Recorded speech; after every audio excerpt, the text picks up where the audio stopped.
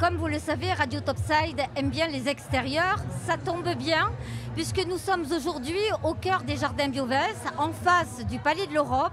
Et tout ça pour on a accueilli donc le Forum des associations mentonnaises. Et je suis ravie d'avoir Florent Champion. Bonjour. Bonjour. Vous êtes adjoint aux affaires sociales. Absolument. Mais pas que d'ailleurs. Mais pas que. Aux solidarités. Et aux logements sociaux. Merci de vous être dégagé 5 minutes parce que je sais que vous êtes très occupé. Alors avant de faire un petit bilan, parce que je pense qu'on va pouvoir déjà en tirer quelques conclusions, vous avez déclaré dans la presse que c'était une institution. Vous êtes d'accord avec ça ? Absolument, c'est un rendez-vous qui est devenu incontournable. Il n'y a qu'à voir le monde qui nous entoure et qui s'est succédé tout au long de la journée. Les gens attendent ce rendez-vous, que ce soit les associations, mais aussi plus largement les Mentonnaises et les Mentonnais. Ils nous appellent au CCS pour demander quand est la date, qu'est-ce qu'il est prévu. Et on sent vraiment un engouement populaire autour de cet événement et les gens ont plaisir à se retrouver. En plus, il fait beau aujourd'hui. C'est vraiment très important pour le lien social à Menton et ça nous tient particulièrement à cœur. Alors l'année dernière, on a parlé justement de 5000 personnes. Peut-être qu'on va grimper ?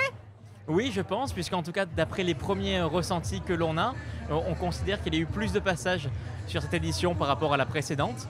Donc peut-être que les chiffres vont être en hausse. Et en plus, le tissu associatif mentonnais est très important. Il faut le souligner parce qu'il y a un nombre d'associations considérable. Oui, tout à fait. Sur une ville de 31 000 habitants, c'est exceptionnel de trouver... Aujourd'hui, il y a 160 associations qui sont inscrites sur des thèmes très variés. Il y en a pour tous les goûts, tous les âges. Et c'est une vraie richesse que l'on a à Menton et qu'il faut faire vivre. Et c'est pour ça que c'était important pour la collectivité d'avoir une journée dédiée à nos associations.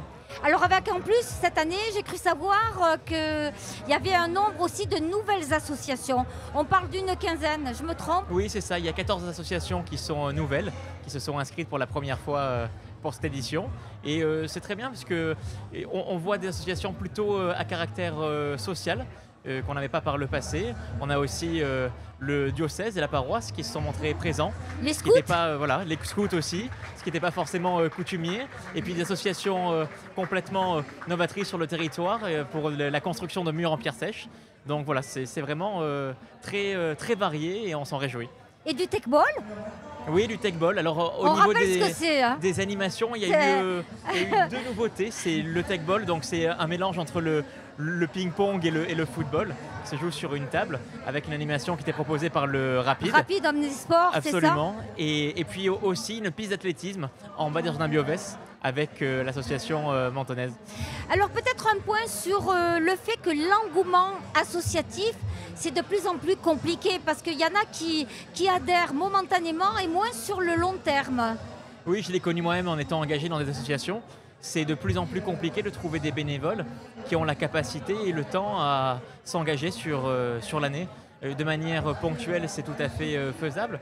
Quand c'est un engagement beaucoup plus long et beaucoup plus régulier, on remarque des difficultés et il y a eu beaucoup d'associations qui nous en ont fait part quand on est passé sur les stands, sur le renouvellement générationnel. C'est vrai que, notamment chez les plus jeunes, c'est difficile d'ancrer cet investissement au quotidien.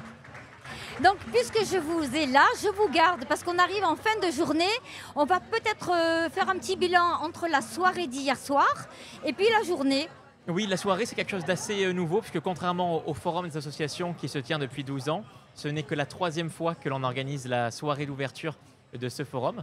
On a remarqué de belles progressions par rapport à l'an passé au niveau du programme. Un programme varié avec des enfants, avec du sport, du chant, des messages aussi engagés en lien avec le handicap, des contes qui ont été racontés.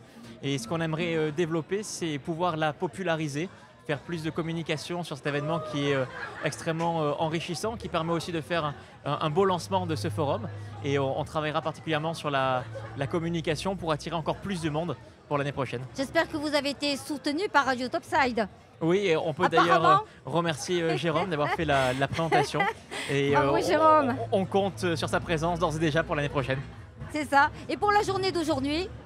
pour la journée d'aujourd'hui, on a vu qu'il y avait beaucoup de monde. On a eu la chance aussi au niveau du temps qu'on ait une belle journée. Belle journée. Et puis peut-être ce qui est intéressant de noter, c'est que par rapport aux autres éditions, on a décalé l'événement d'une journée. Mais oui, Puisque donc en la raison semaine de la passée, il y avait, cérémonie les- des 80 ans le de la 80e libération anniversaire de la libération de Menton. de Menton. Et peut-être que le fait d'avoir cet événement un peu plus tard, sur la deuxième semaine de septembre, ça permet aux gens de faire passer la rentrée, d'être un peu plus installés, d'être un peu plus tranquille et d'avoir plus de temps pour venir se rendre compte de la richesse des associations à Menton.